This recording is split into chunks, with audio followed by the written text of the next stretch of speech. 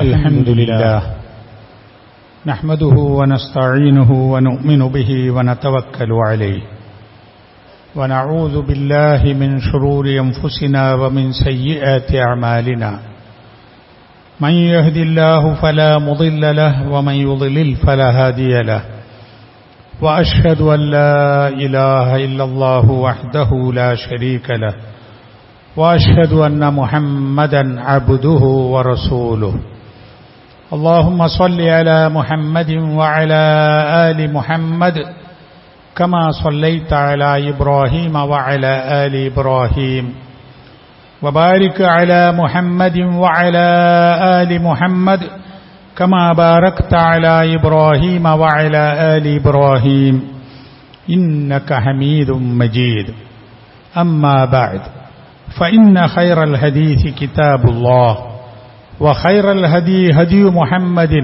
صلى الله عليه وسلم وشر الأمور محدثاتها فكل محدثة بدعة وكل بدعة ضلالة أعوذ بالله من الشيطان الرجيم بسم الله الرحمن الرحيم يا أيها الذين آمنوا اتقوا الله حق تقاته ولا تموتن إلا وأنتم مسلمون يا أيها الناس اتقوا ربكم الذي خلقكم من نفس واحدة وخلق منها زوجها وبث منهما رجالا كثيرا ونساء واتقوا الله الذي تساءلون به والأرحام إن الله كان عليكم رقيبا يا أيها الذين آمنوا اتقوا الله وقولوا قولا سديدا يصلح لكم أعمالكم ويغفر لكم ذنوبكم ومن يطع الله ورسوله فقد فاز فوزا عظيما ബഹുമാന്യരായ സത്യവിശ്വാസികളെ, അള്ളാഹുവിന്റെ വിധിവിലക്കുകൾ സൂക്ഷിച്ചുകൊണ്ട് തഖ്വയോടുകൂടി ജീവിക്കുവാൻ പരിശ്രമിക്കണമെന്ന് എന്നോടും നിങ്ങളോടും ഉപദേശിക്കുകയാണ്. അല്ലാഹു സുബ്ഹാനഹു വ തആല ആവശ്യപ്പെട്ടു, വലില്ലാഹി അലന്നാസി ഹജ്ജുൽ ബൈത്ത് മൻ ഇസ്തതാഅ ഇലൈഹി സബീല വമൻ കഫറ ഫഇന്നല്ലാഹ ഗനിയ്യുൻ അനിൽ ആലമീൻ. സൂറത്തു ആലു ഇമ്രാനിലെ 97-ാമത്തെ ആയത്താണിത്. അല്ലാഹു പറയുന്നത്, വലില്ലാഹി അലന്നാസി ഹജ്ജുൽ ബൈത്ത്. ഹജ്ജുൽ ബൈത്ത്, അൽ ബൈത്ത് എന്ന് പറയുന്നത് കഅബാലയമാണ്, അല്ലാഹുവിന്റെ ഭവനമാണ്. അവിടെ ചെന്ന് ഹജ്ജ് നിർവഹിക്കുക എന്നത് അല്ലാഹുവിനോട് ആളുകൾ ചെയ്തു തീർക്കേണ്ട ബാധ്യതയാകുന്നു എന്ന്. ആരാണ് അത് ചെയ്യേണ്ടത്? മൻ ഇസ്തതാഅ ഇലൈഹി സബീല. ആ ബൈത്തിലേക്ക്, കഅബാലയത്തിലേക്ക് ചെന്നെത്തുവാൻ വഴിയൊത്ത ആളുകളെല്ലാം എന്നാണ്. ഇസ്ലാമിലെ ഏതൊരു ഇബാദത്തും അല്ലാഹു സ്വീകരിക്കണമെങ്കിൽ അത് ഈമാനുള്ള ആളായിരിക്കണം, ആഖിലും ബാലിഗുമായിരിക്കണം, സുബോധമുള്ള മനുഷ്യനായിരിക്കണം. അതിനു പുറമെ ഉള്ള നിയമങ്ങളാണ് ഇത്.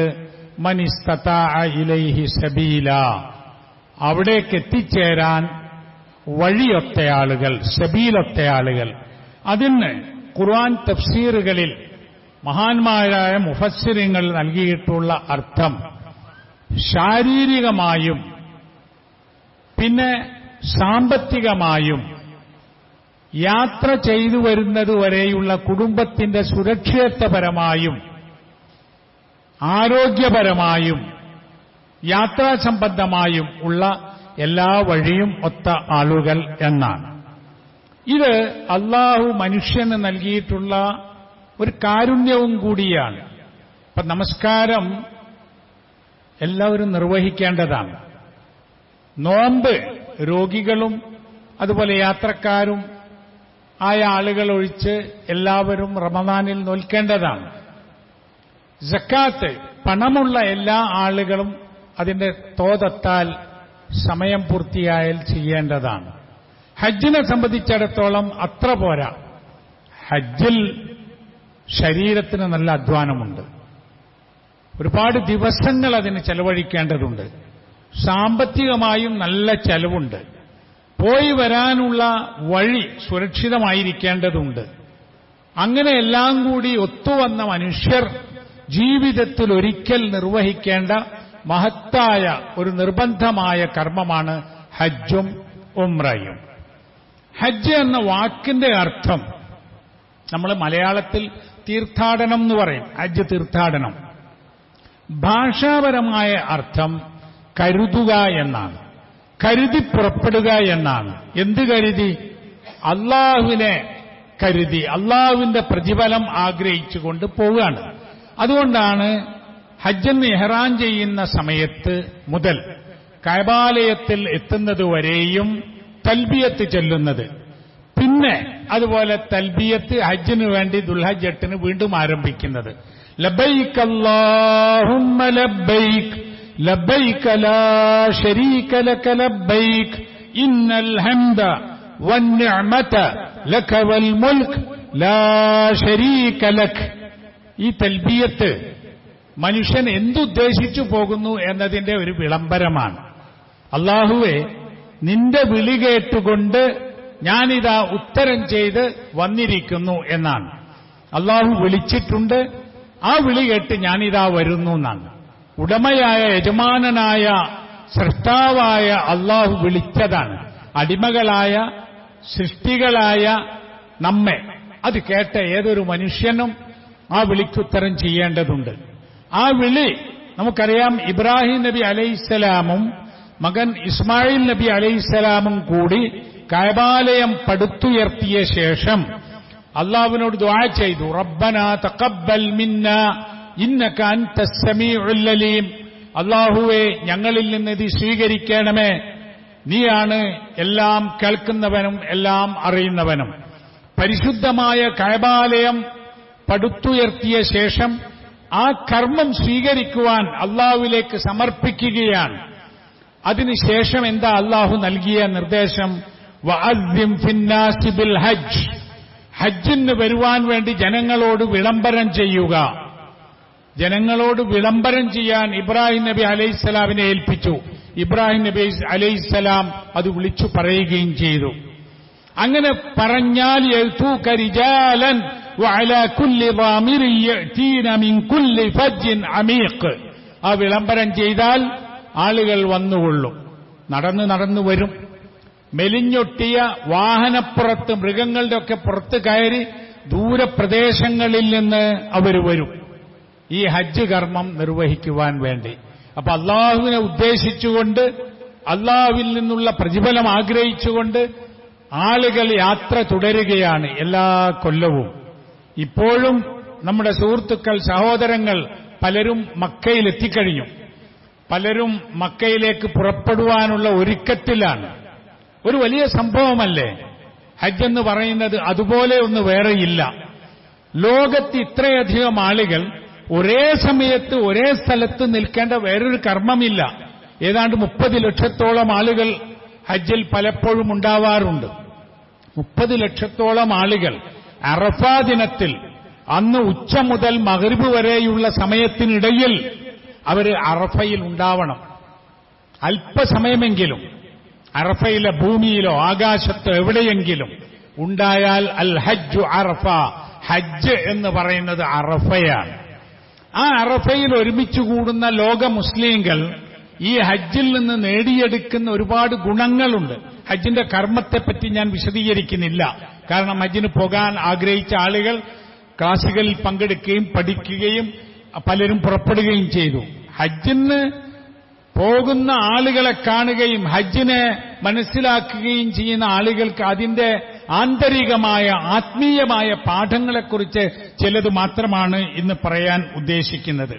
ഒന്ന്, നമ്മളൊക്കെ ഹജ്ജിന് പോകാൻ ആഗ്രഹിക്കണം. അപ്പൊ ഈ വർഷത്തെ കാര്യങ്ങളൊക്കെ കഴിഞ്ഞു. അടുത്ത വർഷം നമ്മൾ ആരുണ്ടാകും എന്നറിയില്ല. അപ്പൊ നമുക്കതിനുള്ള പണമുണ്ടാക്കി അതിനൊരുങ്ങി അള്ളാഹുവിനോട് ദുആ ചെയ്ത് ഹജ്ജിന് പോകാൻ വേണ്ടി നമ്മൾ കരുതണം. അതിന്റെ എല്ലാ ഒരുക്കങ്ങളും നമ്മൾ ചെയ്യണം. ആരോഗ്യമില്ലാതെയായി വാർദ്ധക്യത്തിലെത്തി സ്വന്തം ഈ കർമ്മം ചെയ്യാൻ കഴിയാത്ത വിധമുള്ള അവസ്ഥയിലെത്തിയിട്ട് ഹജ്ജ് ചെയ്യാൻ ആഗ്രഹിക്കുന്നു എന്ന് പറഞ്ഞിട്ടോ ദുആ ചെയ്തിട്ടോ അത് പൂർത്തിയാവില്ലല്ലോ. അപ്പോ യൗവനകാലത്ത് ചെറുപ്പകാലത്ത് ചെയ്യാൻ കഴിഞ്ഞാൽ അത്രയും നന്ന്. ഇപ്പൊ ചില ആളുകൾ വിചാരിക്കാൻ എന്താ അറിയോ, കുറേം കൂടി കാശുണ്ടാക്കിയിട്ട് കുറേം കൂടി എങ്ങനെയെങ്കിലുമൊക്കെ ജീവിച്ചിട്ട് അടിപൊളി ജീവിതം നയിച്ചിട്ട് ലാസ്റ്റ് ഇനി എന്നാ ഒരു ഹജ്ജും കൂടി ചെയ്തേക്കാൻ. അങ്ങനെയല്ല.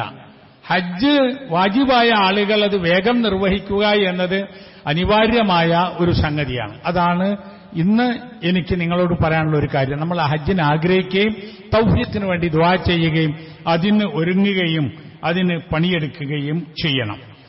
പിന്നെ ഹജ്ജിൽ നമുക്ക് നേടിയെടുക്കാവുന്ന കാര്യങ്ങളിൽ ഏറ്റവും പ്രധാനം ഹജ്ജിനെപ്പറ്റി നബി സല്ലല്ലാഹു അലൈഹി വസല്ലം പറഞ്ഞിട്ടുള്ളത് അൽ ഹജ്ജുൽ മബ്രൂർ ലൈസ ലഹു ജസാഉൻ ഇല്ലൽ ജന്ന.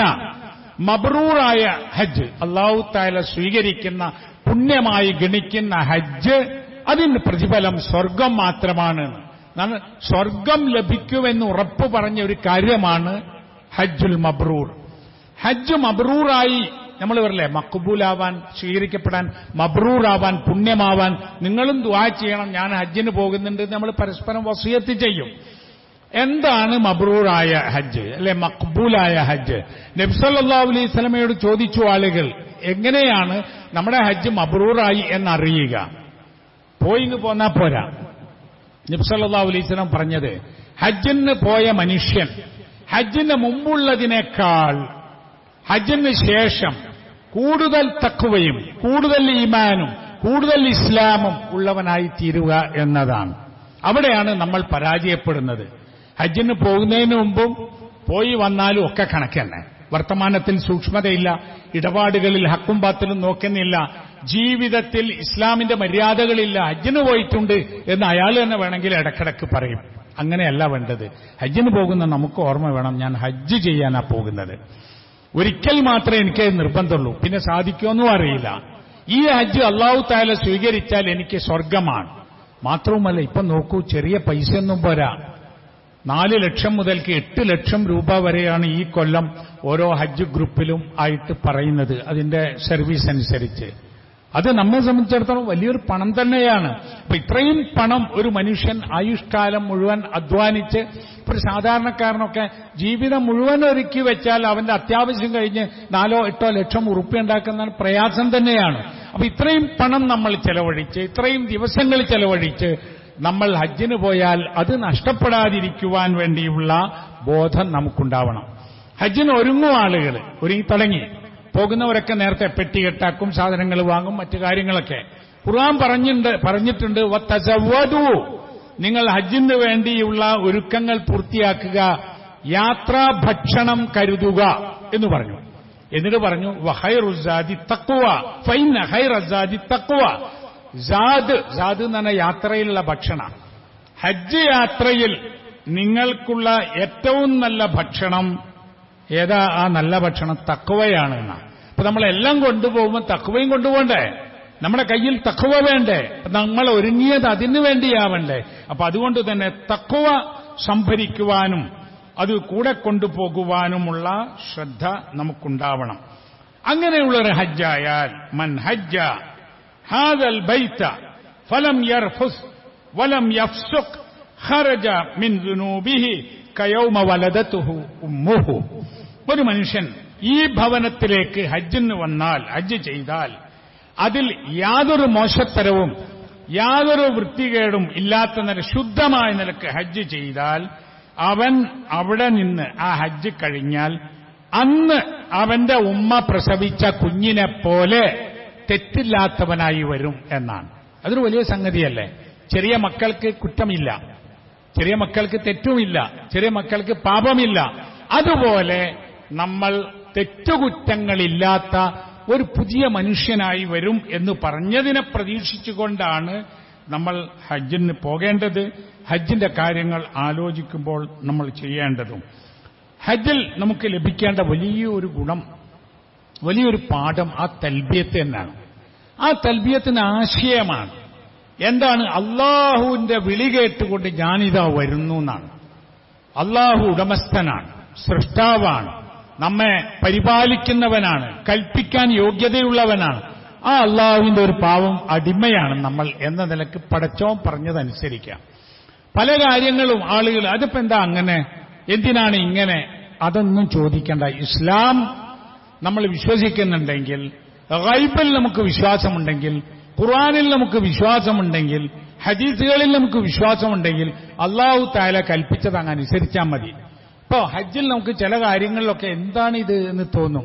ഇപ്പോ ഒരു സമയത്ത് വസ്ത്രം മാറണം, ഇഹ്റാമിൽ ആവണം, ഇഹ്റാമായ ഇന്ന കാര്യങ്ങൾ ചെയ്യാൻ പാടില്ല, മക്കത്തെത്തിയാൽ 7 തവണ തവാഫ് ചെയ്യണം, സഅയ് ചെയ്യണം, തവാഫിൽ ആദ്യത്തെ 3 തവാഫിൽ ഒന്ന് വേഗത്തിൽ നടക്കണം, സഅയ് ചെയ്യുമ്പോൾ ഒരു പ്രത്യേക സ്ഥലത്തൊന്ന് ഓടി നടക്കണം, മുസ്ദലിഫയിൽ നമ്മൾ രാത്രി അവിടെ ഉറങ്ങണം, മിനയിൽ താമസിക്കണം, അറഫയിൽ നമ്മൾ പ്രാർത്ഥനയിൽ ഇതൊക്കെ പറഞ്ഞല്ലോ. ഇതിലൊക്കെ എന്ത് ബുദ്ധി എന്ന് ചോദിക്കും.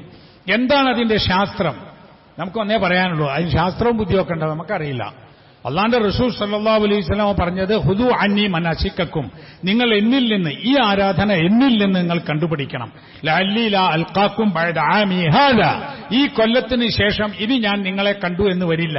എന്നാൽ അടുത്ത കൊല്ലം റസൂലുള്ളാഹി സ്വല്ലല്ലാഹു അലൈഹി വസല്ലം ഹജ്ജ് ചെയ്യുന്നത് അന്ന് നോക്കാന്ന് വെച്ചിട്ട് കാര്യമില്ല, ഞാൻ ഉണ്ടായിക്കൊള്ളണമെന്നില്ല നിങ്ങളെ കൂടെ ഹജ്ജില്. അതുകൊണ്ട് തന്നെ ഇപ്പം നോക്കി പഠിച്ചോളൂ എന്ന്.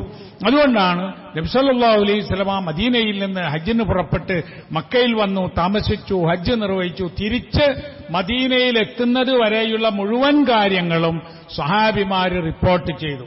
സിയാഹു സിത്ത പോലുള്ള എല്ലാ ഹദീസ് ഗ്രന്ഥങ്ങളിലും റസൂൽ സല്ലല്ലാഹു അലൈഹി വസല്ലമയുടെ ഹജ്ജ് യാത്ര ചെറുതും വലുതുമായ എല്ലാ കാര്യങ്ങളും രേഖപ്പെടുത്തി.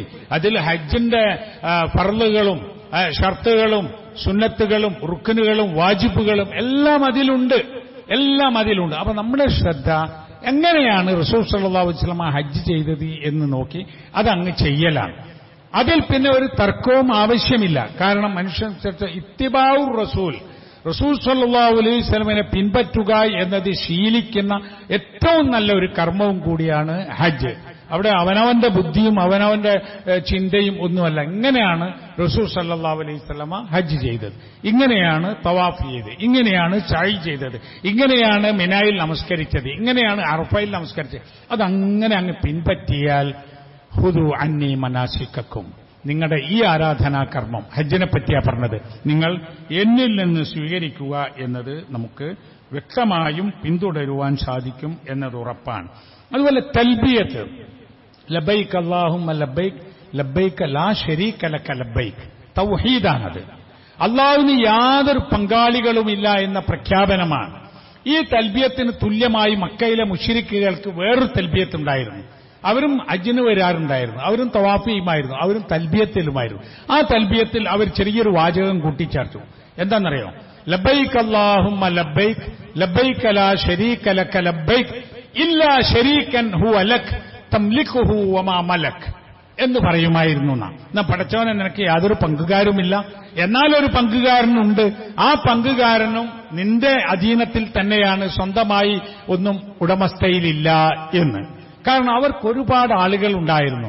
വദ്ദും സുവാവും യഊഖും യഗൂസും നസ്റും ലാത്തയും മനാത്തയും ഇങ്ങനെയൊക്കെ ഉണ്ടല്ലോ. പണ്ടുള്ള നൂഹ് നബി അലൈഹി ഇസ്ലാമിന്റെ കാലത്തുള്ളതാണ് ഞാനീ പറഞ്ഞ വദ് സുവായി യഊഖ് യഗൂസ് നസ്ർ. അതുപോലെ ലാത്ത മനാത്ത ഹുബൽ എന്നൊക്കെ പറഞ്ഞത് മക്കയിൽ അറബികൾക്കിടയിൽ ഉണ്ടായിരുന്നു. ഇങ്ങനെ വേറെയും പല ആളുകളോടും പ്രാർത്ഥിക്കുവാനുള്ള വിളിച്ചു തേടാനുള്ള സംഗതികൾ ഉണ്ടാക്കി വെച്ചിരുന്നു. പക്ഷേ ലാ ഇലാഹ ഇല്ലല്ലാഹ് എന്ന് പറയുന്ന, ലബൈക് അല്ലാഹുമ്മ ലബൈക് എന്ന് പറയുന്ന മനുഷ്യനെ സംബന്ധിച്ചിടത്തോളം ലാ ഇലാഹ ഇല്ലല്ലാഹ് ലബൈക് അല്ലാഹുമ്മ ലബൈക്, അള്ളാഹുവിൽ നിന്ന് പ്രീതി ആഗ്രഹിച്ചുകൊണ്ട്, അള്ളാഹുവിന്റെ കൂലി ആഗ്രഹിച്ചുകൊണ്ട്, അള്ളാഹുവിനെ മാത്രം വിളിച്ച് പ്രാർത്ഥിച്ച് അള്ളാഹുവിലേക്ക് പോവുകയാണ്. 3 പള്ളികളിലേക്കല്ലാതെ ലാ തുഷദ്ദു റിഹാലു ഇല്ല ഇലാ സലാസി മസാജിദ്, 3 പള്ളികളിലേക്കല്ലാതെ പുണ്യമുദ്ദേശിച്ചുകൊണ്ട് യാത്രയില്ല എന്നാണ്. അതൊന്ന് മസ്ജിദുൽ ഹറാം, മറ്റൊന്ന് മസ്ജിദുൽ നബവി, മറ്റൊന്ന് മസ്ജിദുൽ അഖ്സ. ഇപ്പൊ നമ്മുടെ പള്ളിയിലേക്ക് ഒരാൾ ഈ പള്ളിയിൽ വന്നാൽ പ്രത്യേകം ഒരു പുണ്യം ഉണ്ടാവുമെന്ന് വിചാരിച്ച് അങ്ങനെ യാത്ര ചെയ്യാൻ പാടില്ല. ഇവിടെ വരാം, ഇവിടെ വന്നാൽ സൗകര്യമുള്ള പള്ളിയാണ്, നിസ്കരിക്കാം, ഇവിടുന്ന് ഖുത്ബ കേൾക്കാം, വേറെ കാര്യങ്ങളുണ്ട് എന്ന് പറയാം. ഒരു പള്ളിയുടെയോ ഒരു സ്ഥലത്തിന്റെയോ പുണ്യം ആഗ്രഹിച്ചുകൊണ്ടുള്ള യാത്ര ഈ 3 സ്ഥലങ്ങളിലേക്ക് പാടുള്ളൂ എന്നാണ്. അപ്പൊ ഇത്രയും വലിയ സംഗതികളൊക്കെയാണ് ഹജ്ജിന് പോകുന്ന ആളുകൾക്ക് ലഭിക്കാൻ പോകുന്നത്. അതിനെല്ലാം പുറമെ ഇപ്പൊ നമ്മളൊക്കെ ചെറുപ്പകാലത്ത് മക്കയിലാണ് നബി ജനിച്ചത് സല്ലല്ലാഹു അലൈഹി വസല്ലം. കഅബാലയമുണ്ട് അവിടെ, അല്ലെങ്കിൽ അറഫയും മിനയും ഒക്കെയുണ്ട് എന്ന് പറഞ്ഞാൽ ഉണ്ട് എന്ന് പറയുമ്പോൾ ഉണ്ട്, അങ്ങനെ വിശ്വസിക്കലാണ്, കാണുന്നില്ലല്ലോ. പിന്നെ ടെലിവിഷനൊക്കെ വന്നപ്പോൾ നമുക്ക് കാണാൻ തുടങ്ങി മക്കയും മദീന. ഇപ്പം നമ്മുടെ ആളുകൾ ഹജ്ജിന് പോയാൽ അവിടെ വെച്ച് അവരുടെ ഫോട്ടോ വരെ നമുക്ക് അപ്പോൾ അയച്ചു തരാൻ തുടങ്ങി. ആ കഅബാലയം കാണാൻ കഴിയുക എന്നത്, ആ കഅബാലയത്തെ നോക്കിയിരിക്കുക എന്നത്, ആ കഅബാലയം തവാഫ് ചെയ്യാൻ സാധിക്കുക എന്ന് പറയുന്നത് ലോകത്തുള്ള മുഴുവൻ മനുഷ്യരും, മുഴുവൻ മുസ്ലിങ്ങളും അവരുടെ പ്രാർത്ഥനയ്ക്ക്, നമസ്കാരത്തിന് തിരിച്ചു നിൽക്കുന്ന ഒരു അത്ഭുതകരമായ ഒരു സംഗതി. നിർത്തിയാലല്ലാതെ തവാഫ് നിൽക്കൂല എന്നാണ്. മക്കത്ത് പോയ ആൾക്കാരോട് ചോദിച്ചു നോക്കും, ഏത് പാതിരക്കും ഒന്ന് തവാഫിന് പോയി നോക്കിയാൽ അപ്പോഴും ഉണ്ടാവും 10 ആളെങ്കിലും തവാഫ് ചെയ്യുന്നത് ഏത് കാലത്തും. അവിടെ നിൽക്കുന്നത് അതിന്റെ ക്ലീനിങ്ങിന് വേണ്ടിയോ അല്ലെ വിശിഷ്ട അതിഥികൾക്ക് വേണ്ടിയോ സുരക്ഷാ പ്രവർത്തനത്തിന് വേണ്ടിയോ റിപ്പയറിന് വേണ്ടിയോ അല്ലാതെ ആ തവാഫ് നിൽക്കൂല. രാവും പകലും 365 ദിവസവും 12 മാസവും അതങ്ങനെ നടക്കുകയാണ്. അങ്ങനെ ഒരു ഇബാദത്ത് വേറെ കാണാൻ സാധ്യമല്ലല്ലോ. മാത്രവുമല്ല, ആ തവാഫിലും അവിടുത്തെ സഅയിലും ഹജ്ജിലുമൊക്കെ മുസ്ലിങ്ങൾ നേടിയെടുക്കുന്ന ഒരു ഐക്യഭാവമുണ്ടല്ലോ. മുസ്ലിം ഉമ്മത്ത് ഒന്നാണ്. അവര് ഒരു രക്ഷിതാവിന്റെ സൃഷ്ടികളാണ്. അവർ ഒരു ഖിബിലയിലേക്ക് തിരിഞ്ഞു നിൽക്കുന്നവരാണ്. അവിടെ ഹജ്ജിൽ ഒരൊറ്റ ഇമാമിന്റെ കീഴിൽ നമസ്കരിക്കുന്നവരാണ്. അവരെ സംബന്ധിച്ചിടത്തോളം ഒരു ഖുർആനും അതുപോലെ ഒരു റസൂലും ഒരേ ഖിബിലയും എന്ന ആ മുസ്ലിം ഉമ്മത്തിന്റെ വഹ്ദത്ത്, ഏകത്വം, ഐക്യം അവർക്ക് ബോധ്യപ്പെടുന്നതാണ്. അവിടെ ചെന്നാൽ പല കാര്യങ്ങളിലും അഭിപ്രായ വ്യത്യാസങ്ങൾ കാണാൻ സാധിക്കും. പല നാട്ടിൽ നിന്ന് വരുന്നവർ, പല മദ്ഹബുകളിൽ അനുസരിച്ച് അമൽ ചെയ്യുന്നവർ, പ്രത്യേകിച്ച് മദ്ഹബുകളില്ലാത്ത ആളുകൾ, പലതും നമുക്ക് കാണാൻ കഴിയും. അപ്പോഴേ നമുക്ക് മനസ്സിലാകുക ഇസ്ലാം എന്തെല്ലാം കാര്യങ്ങളിൽ വൈവിധ്യം പുലർത്തുന്നു എന്ന്. അവിടെ തർക്കങ്ങളില്ലല്ലോ. അവിടെ വെച്ച് തർക്കം പാടില്ല. വലാ ജിദാല ഫിൽ ഹജ്ജ് എന്ന, ഹജ്ജിൽ വെച്ച് തർക്കം പാടില്ല എന്നാണ്. ഇപ്പൊ പല ആൾക്കാരുണ്ട് ഹജ്ജിന് പോയാലും തർക്കിച്ചുകൊണ്ടിരിക്കും. നാട്ടിലേതായാലും തർക്കമാണ്. അതൊന്ന് അവസാനിപ്പിച്ചെന്ന് ഇബാദത്തിന് പോയ മനുഷ്യൻ അവിടെ തർക്കിച്ചാൽ ഓരോരുത്തരും റസൂൽ സല്ലല്ലാഹു അലൈഹി വസല്ലം എങ്ങനെ ഹജ്ജ് ചെയ്യൂ എന്ന് പഠിക്കുക, മനസ്സിലാക്കുക, ഇഷ്ടപ്പെട്ട പണ്ഡിതന്മാരോട് ചോദിക്കുക, വായിച്ച് മനസ്സിലാക്കാനുള്ള പുസ്തകങ്ങൾ നോക്കുക, എന്നിട്ട് അമല് ചെയ്യാം. ഒരാൾ അറിയാൻ ചോദിച്ചാൽ മറുപടി അറിയാം. ചോദിക്കലും ചോദ്യം ചെയ്യലും രണ്ടാണ്. അത് പാടില്ലാത്തതാണ്. അവിടെ നോക്കൂ, ഒരു മനുഷ്യൻ എത്ര മാറ്റം വരും എന്നറിയാം. ഹജ്ജിൽ പ്രവേശിച്ചാൽ, പിന്നെ ഇഹ്റാമിൽ പ്രവേശിച്ചാൽ മരങ്ങൾ മുറിക്കാൻ പാടില്ല, മൃഗങ്ങളെ വേട്ടയാടാൻ പാടില്ല, പക്ഷികളെ കല്ലെടുത്തെറിഞ്ഞ് പിന്നെ ഓടിക്കാൻ പാടില്ല, നഷ്ടപ്പെട്ട് കണ്ടുകിട്ടുന്ന സാധനങ്ങൾ, പണം തുടങ്ങി അത് എടുക്കാൻ പാടില്ല. ഇതൊക്കെ എന്താ അതിന്റെ കാര്യം? അതിന്റെ കാര്യം ഒരു മനുഷ്യൻ ഒരു സംസ്കാരമുള്ളവനാകുകയാണ്.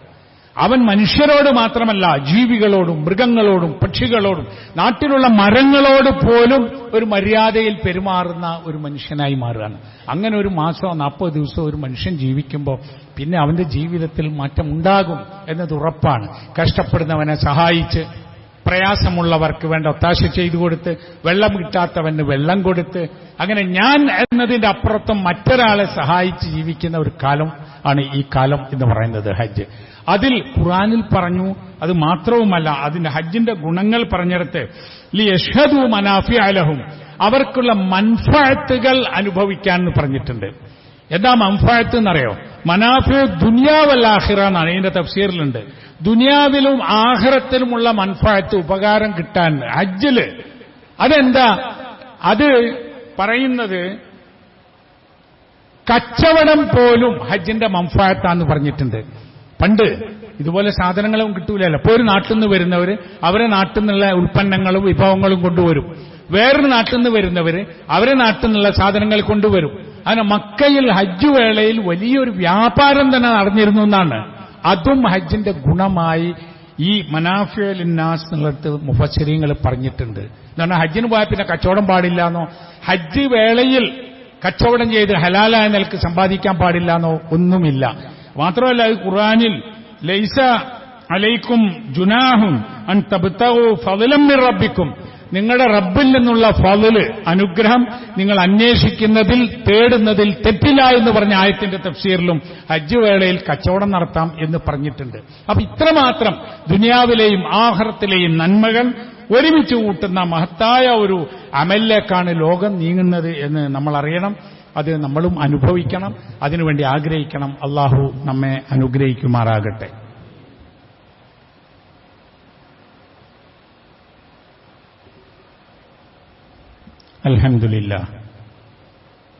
അൽഹംദുലില്ലാഹി റബ്ബിൽ ആലമീൻ വലാഖിബത്തു ലിൽ മുത്തഖീൻ വസല്ലല്ലാഹു അലാ നബിയിഹിൽ കരീം വഅലാ ആലിഹി വസഹ്ബിഹി അജ്മഈൻ. ഇത്തഖുല്ലാഹ ഇബാദല്ലാഹ്. അള്ളാഹുവിന്റെ വിധിവിലക്കുകൾ സൂക്ഷിക്കണമെന്ന് വീണ്ടും ഉണർത്തുകയാണ്. ബലിപ്പെരുന്നാളിന് ബലി നടത്താൻ, ഉളഹിയത്ത് നടത്താൻ കഴിവുള്ള ആളുകൾ അത് നടത്തണം. ഇപ്പോൾ തന്നെ ഒരുങ്ങിയാൽ നമുക്കൊക്കെ ഉളഹിയത്ത് നടത്താൻ സാധിക്കും. ഒരു മാടിനെ അറുക്കാൻ കഴിയുന്നവര് സ്വന്തമായൊരു മാടിനെ, ഇനി അതിന് കഴിവില്ലാത്തവരോ ആ പ്രദേശത്ത് അതിനാവശ്യമില്ലാത്തവരോ ആണെങ്കിൽ ഒരു ഓഹരിയോ 1/7 ഓഹരിയോ ബലി നടത്താൻ വേണ്ടി തീർച്ചപ്പെടുത്തി അതിന് ഒരുങ്ങിയിരിക്കുക. ബലിപ്പെരുന്നാളിന്റെയും ബലിയുടെയും ഹജ്ജിന്റെയും മറ്റു കുറേ വിശദാംശങ്ങൾ നമുക്ക് പറയാനുണ്ട്. ഇനിയുള്ള ഖുത്ബകളിൽ, അടുത്ത ആഴ്ചകളിൽ നമുക്കത് വിശദീകരിക്കാം. ഇബ്രാഹിം നബി അലൈഹി ഇസ്ലാമിന്റെ ദുആകളെപ്പറ്റി നമുക്ക് പറയാനുണ്ട്, അതും നമുക്ക് വിശദീകരിക്കാം. അല്ലാഹു സുബ്ഹാനഹു വ തആല നമ്മെ അനുഗ്രഹിക്കുമാറാവട്ടെ. നമ്മളിവിടെ കഴിഞ്ഞ ആഴ്ച പറഞ്ഞിരുന്നു, ഈ പള്ളിയുടെ കീഴിലായിക്കൊണ്ട് ദീനീ പഠനത്തിന് ഊന്നൽ നൽകുന്ന ഭൗതിക വിദ്യാഭ്യാസം ഉൾക്കൊള്ളുന്ന ഒരു കോഴ്സ് ആരംഭിക്കുന്ന കാര്യം. ഫാസ് അക്കാഡമി കുട്ടികളെയും രക്ഷിതാക്കളെയും കഴിഞ്ഞ ആഴ്ച വിളിച്ചു വരുത്തി അവർക്കതിന്റെ ബോധം നൽകി. 10ാം ക്ലാസ് കഴിഞ്ഞ കുട്ടികൾക്ക് 11, 12 ക്ലാസുകളിലും തുടർന്ന് ഡിഗ്രിക്കും കോമേഴ്സ് മുഖ്യ വിഷയമായിക്കൊണ്ട് ഇസ്ലാമിക പഠനവും അറബി ഭാഷയും ഇംഗ്ലീഷും പഠിപ്പിക്കുന്ന പുതിയൊരു കോഴ്സാണ് ആരംഭിക്കുന്നത്. ഏതാനും കുട്ടികൾ വന്നു ചേർന്നു. ഇനിയും കുറച്ച് കുട്ടികൾ കൂടി സീറ്റുണ്ട്. രക്ഷിതാക്കൾ നമ്മുടെ ഓഫീസുമായി ബന്ധപ്പെട്ട് കോഴ്സിനെക്കുറിച്ച് പഠിച്ച് കുട്ടികളെ അതിന് ചേർക്കണം. നമുക്ക് അടുത്ത മാസം മധ്യത്തോടുകൂടി ക്ലാസ് ആരംഭിക്കുന്നതാണ്. ഇന്ന് നമ്മളിവിടെ സാമൂഹ്യക്ഷേമ പ്രവർത്തനങ്ങൾക്കുള്ള കലക്ഷൻ നടത്തും. അതിലേക്ക് എല്ലാവരും സഹായം ചെയ്യണം. അല്ലാഹു സുബ്ഹാനഹു വ തആല നമ്മെ എല്ലാവരെയും അനുഗ്രഹിക്കുമാറാകട്ടെ. റഹ്മാനും റഹീമുമായ അല്ലാഹുവേ, ഞങ്ങളിൽ നിന്ന് വന്നു പോകുന്ന തെറ്റുകുറ്റങ്ങൾ ഞങ്ങൾക്ക് നീ വിട്ടുപുറത്ത് മാപ്പാക്കി തരണമേ. ഞങ്ങളുടെ സഹോദരങ്ങൾ ഹജ്ജിന് വേണ്ടി ഒരുങ്ങിക്കഴിഞ്ഞ ആളുകൾ, അവർക്ക് സമാധാനത്തോടും സന്തോഷത്തോടും കൂടി ഹജ്ജ് ചെയ്ത് തിരിച്ചു വരുവാനുള്ള തൗഫീഖ് ചെയ്യണമേ. ഫലസ്തീനിൽ നാടിനുവേണ്ടി, ഖുദ്സിന് വേണ്ടി, മസ്ജിദുൽ അഖ്സയ്ക്ക് വേണ്ടി പൊരുതുന്ന ഞങ്ങളുടെ സഹോദരങ്ങൾക്ക് എത്രയും പെട്ടെന്ന് വിജയം നൽകി അവരെ അനുഗ്രഹിക്കണമേ. ഞങ്ങളിൽ നിന്ന് മരണപ്പെട്ടു പോയ ആളുകൾക്ക് റഹ്മാനായ അല്ലാഹുവെ മഗ്ഫിറത്ത് നൽകി അനുഗ്രഹിക്കണമേ. അവരുടെ ഖബറിടങ്ങൾ വിശാലമാക്കി കൊടുക്കുകയും പ്രകാശപൂരിതമാക്കുകയും ചെയ്യണമേ. ഞങ്ങളിൽ രോഗങ്ങൾ കൊണ്ടും പ്രയാസങ്ങൾ കൊണ്ടും കഷ്ടപ്പെടുന്ന രോഗങ്ങളെയും പ്രയാസങ്ങളെയും എത്രയും വേഗം ദൂരീകരിക്കുകയും അവർക്ക് ശിഫ നൽകുകയും ചെയ്യണമേ. ഇസ്ലാമും മുസ്ലിം സമൂഹവും അനുഭവിക്കുന്ന പീഡനങ്ങളും പ്രയാസങ്ങളും വെല്ലുവിളികളും നേരിടാനുള്ള ഈമാനും കരുത്തും നൽകി ഈ സമൂഹത്തെ അനുഗ്രഹിക്കണമേ. എല്ലാ മനുഷ്യർക്കും സമാധാനത്തോടുകൂടി ജീവിക്കുവാനുള്ള സമാധാനാന്തരീക്ഷം, ലോകസമാധാനം നൽകി ഈ സമൂഹത്തെ നീ അനുഗ്രഹിക്കണമേ. അല്ലാഹുമ്മ ഗ്ഫിർ ലിൽ മുഅ്മിനീന വൽ മുഅ്മിനാത്ത് വൽ മുസ്ലിമീന വൽ മുസ്ലിമാത്ത് അൽഅഹ്യാഇ മിൻഹും വൽ അംവാത്ത് ഇന്നക മുജീബു ദഅവാതി യാ ഖാദിയൽ ഹജാത്ത്. ربنا تقبل منا إنك أنت السميع العليم وتب علينا إنك أنت التواب الرحيم. ربنا يا غافر المذنبين ربنا هب لنا من أزواجنا وذرياتنا قرة أعين واجعلنا للمتقين إماما. ربنا آتنا في الدنيا حسنة وفي الآخرة حسنة وقنا عذاب النار. وصلى الله على نبينا محمد وعلى آله وصحبه أجمعين.